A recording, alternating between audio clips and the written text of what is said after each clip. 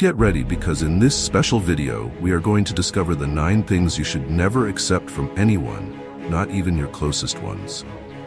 And no, we're not talking about ugly socks at Christmas. There are things that we simply should not accept, from unsolicited opinions to other people's expectations that can hinder our personal growth. But don't worry, because not only will you learn to identify these emotional traps, but I will also show you how to reject them with grace and confidence. And at the end of the video, I will reveal to you the most harmful thing you should never accept and how you can use it to your advantage. Let's get started.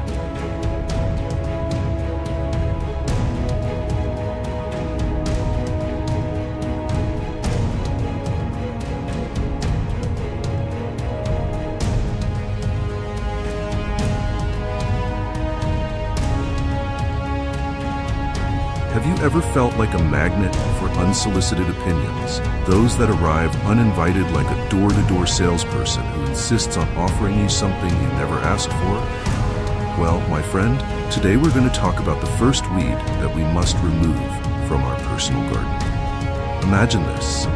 You are in line at the supermarket, ready to pay for your cart full of vegetables and fruits. Suddenly, the lady behind you looks at your purchase and exclaims, "Oh dear, don't you think all that fiber is going to cause gas?"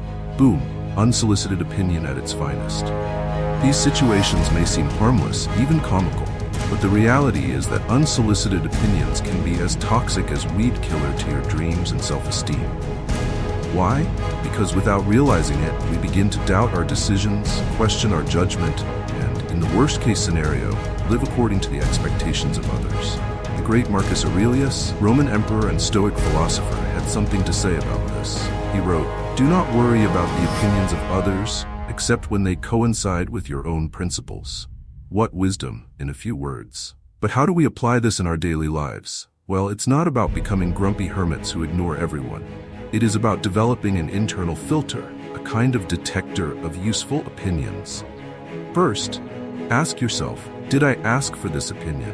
If the answer is no, you already have a clue. Second, is it coming from someone who really knows my situation and has experience on the subject? If it's your neighbor giving an opinion about your career when he hasn't even worked in your field, he may not be the most authoritative voice. And here comes the most important thing. Does this opinion resonate with my values and goals? Because at the end of the day, you are the expert on your own life. No one knows your dreams, fears, and motivations better than yourself. Now, we're not saying you should ignore all advice. Sometimes those unsolicited opinions can contain nuggets of gold. The trick is to learn to sift like a gold digger in a river full of stones. So the next time someone offers you an opinion you didn't ask for, smile, acknowledge the gesture. Yes, even if it's the lady in line at the grocery store. And then decide if that opinion deserves a place in your mental garden, or if it is better to let it pass. Remember, your mind is like a beautiful garden. Take care of what you plant in it, because that is what will grow. And if any unsolicited opinion sneaks in, don't hesitate to use your mental scissors to prune it.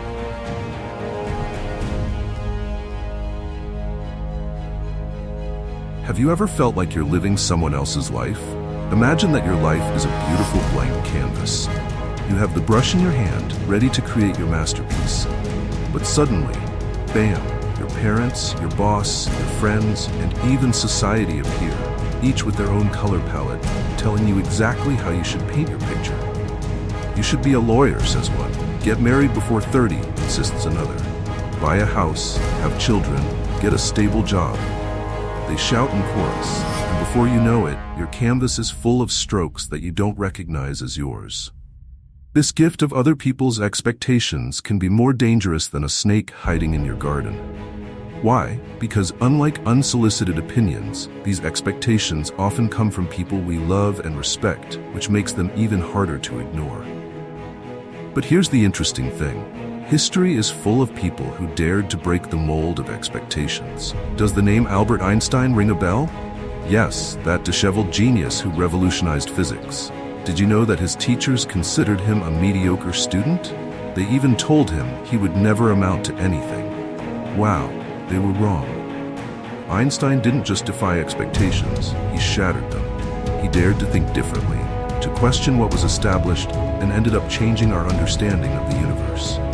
Can you imagine what would have happened if he had listened to those who doubted him? Now, we're not saying that you should completely ignore everyone around you and live like a rebellious hermit. The key is learning to filter those expectations, to decide which ones resonate with your true self and which ones to let go. And this is where our friends, the Stoics, come to the rescue.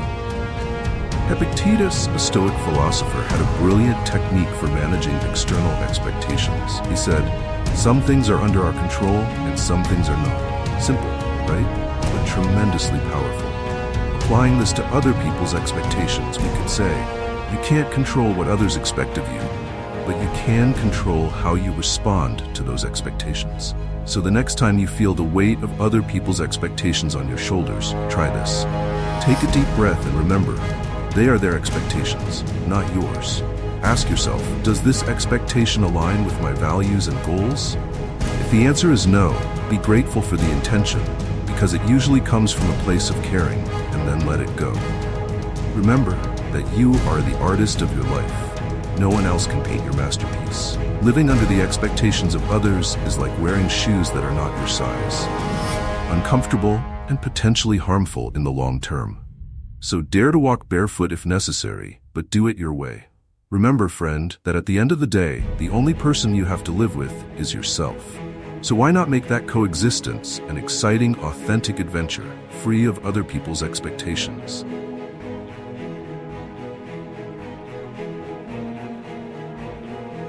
Have you ever received a gift that seemed too good to be true? Imagine that your life is a game of chess. You are moving your pieces carefully, planning your strategy, when suddenly someone offers you an extra pawn. Sounds great, right? But what if that pawn is actually a Trojan horse, ready to take down your defense from within? Favors with ulterior motives are exactly that, poisoned gifts disguised as generosity. They may seem harmless at first, even beneficial, but they carry a hidden burden that may outweigh any apparent advantage. But how do we identify these cheating favors? Here are some clues. Observe the frequency. If someone constantly offers you favors for no apparent reason, set off alarm bells. Pay attention to the moment. Does the favor come just when that person needs something from you? Suspicious. Listen to your intuition. If something feels weird about a favor, it probably is. Analyze the consequences. Does the favor put you in a compromising position, or does it force you to return the gesture immediately? Now, we're not saying you should become a paranoid person who refuses all help. The key is to develop a genuine favor detector. Seneca, another of our Stoic friends, had a lot to say about true friendship and generosity.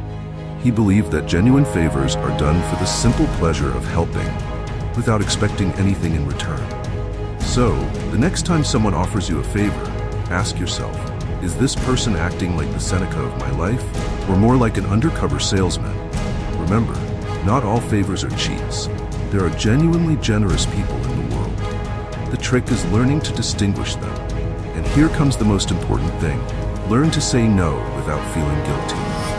If a favor doesn't feel right, if your gut tells you something is wrong, it's perfectly okay to politely decline.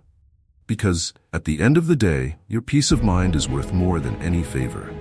Don't let anyone make you feel indebted for something you didn't ask for.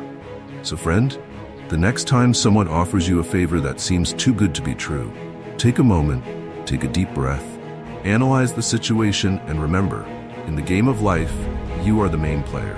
Don't let anyone else move your pieces.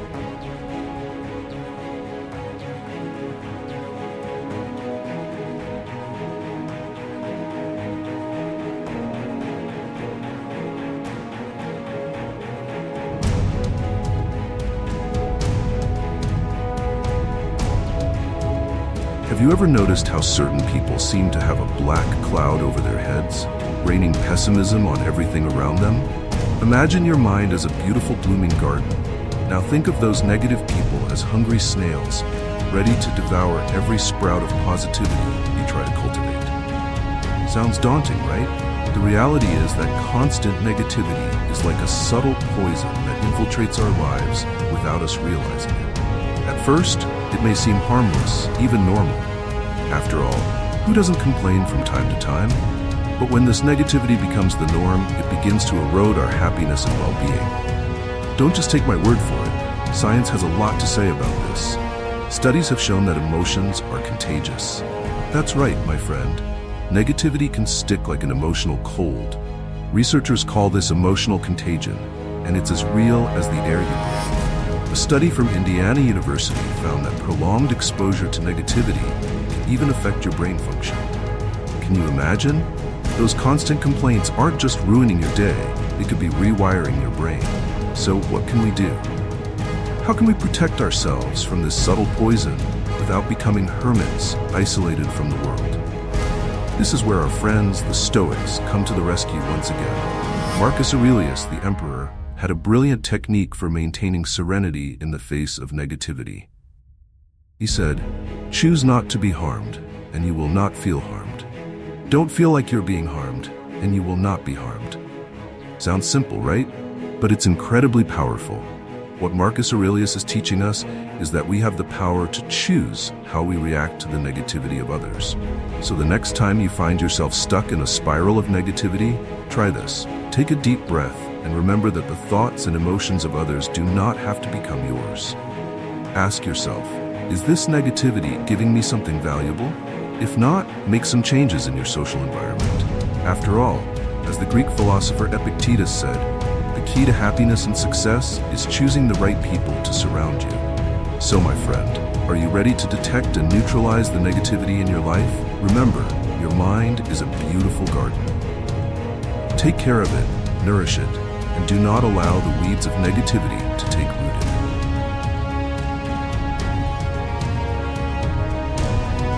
If you're liking the video, don't forget to hit the like button. Imagine your self-esteem as a balloon.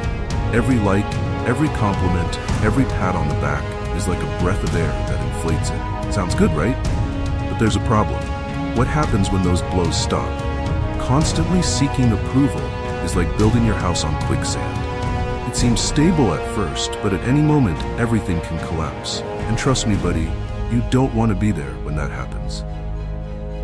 Let me tell you, even the greatest minds struggle with this. You may know of someone like Juan who always second guesses himself, right? But the truth is that many of us fall into the same trap, perhaps in less obvious ways. Now, what would our friend Epictetus say about all this?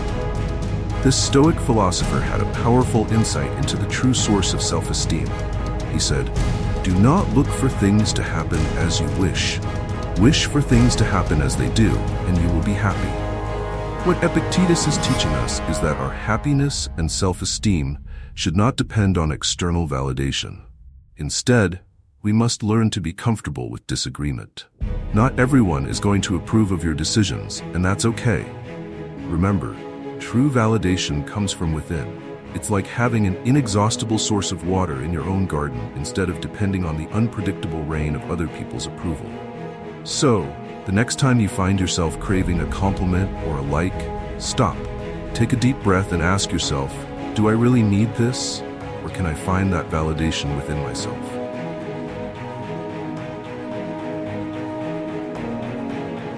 Many of us fall into the temptation of comparing ourselves, forgetting that each train has its own destination and its own track. Comparisons to others can steal our peace in such a subtle way that we don't even realize it. It's like a silent thief that takes our joy and satisfaction, leaving us with a void that seems impossible to fill. But we are not alone in this fight.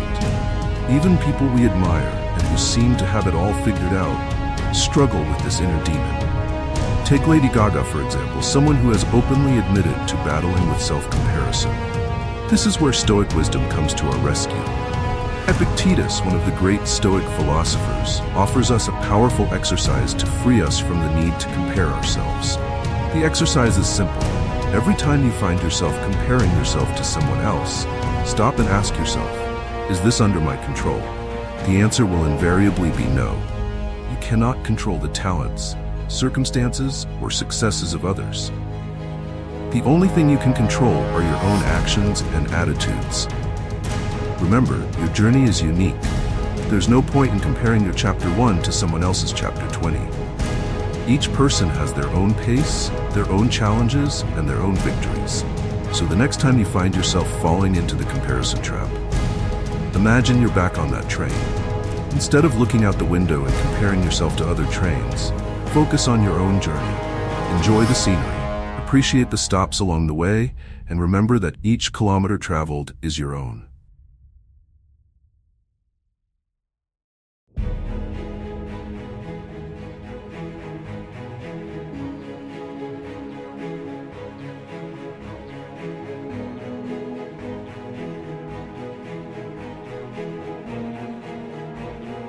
It's frustrating, isn't it? You're going along your path, making your decisions, and suddenly it seems like everyone has a key and comes in uninvited, moving the furniture and telling you how you should live. Unsolicited advice is like those unwanted guests. They arrive unannounced, stay longer than necessary, and often leave an emotional mess in their wake. But how can we handle this situation without becoming antisocial hermits? First, it's important to understand the difference between requested and unsolicited advice. The first one is like an invitation to dinner, while unsolicited advice is like a guest who crashes the party without being invited. Sometimes, a light joke can relieve tension and get your message across. Remember, it's not about being rude. It's about protecting your mental and emotional space. What would our friend Marcus Aurelius say about all this? This philosopher-emperor had a profound insight into inner wisdom. He wrote, "Look inside you. There is the source of good that can always spring up." What Marcus Aurelius is teaching us is that true wisdom does not come from others, but from within.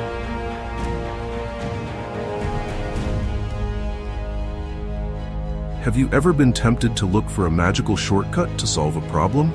Studies from the University of Pennsylvania shed light on this phenomenon.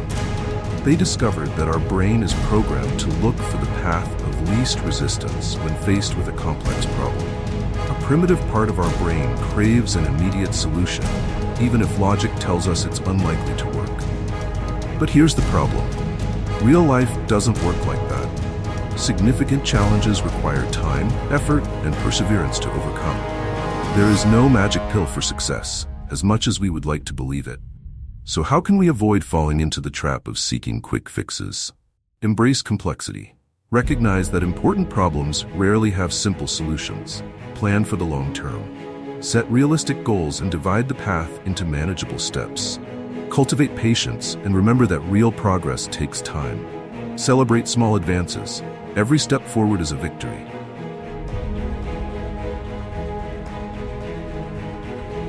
Have you ever felt like a magnet for other people's guilt?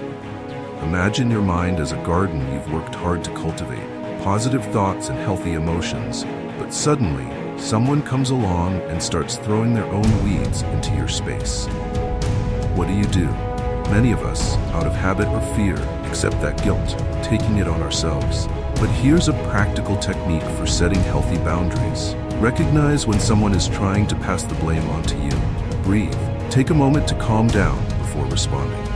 Validate and acknowledge the other person's feelings without accepting the blame. Set limits and communicate clearly that you will not accept that blame. Redirect the person to seek constructive solutions. Practice this technique, and you'll see how your mental garden begins to bloom without the weeds of other people's guilt. Remember, every time you reject unfair blame, you are planting a seed of self-esteem and self-respect. And those are the most beautiful flowers you can grow in your mental garden. Are you ready to free yourself from the trap of other people's guilt? Start today. Observe your interactions. Identify when someone is trying to pass the blame on to you, and start setting healthy boundaries. Do the best you can with what is in your power, and take the rest off your shoulders. Wise rejection is the art of protecting your emotional garden. Every no you say to unnecessary guilt is an investment in your mental well-being.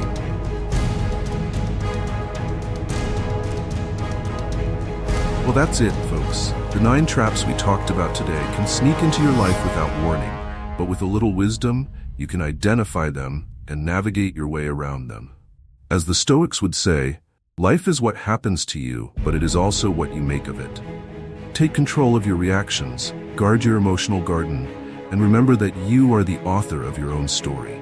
Stay strong, keep moving forward. Don't let these traps take you down. See you in the next video. Take care. Thank you for watching this video. Let's support our wonderful community by hitting subscribe and turning on notifications right now. Show everyone that you're living kindly by liking the video and sharing your experiences in the comments. Take action now to spread positive energy.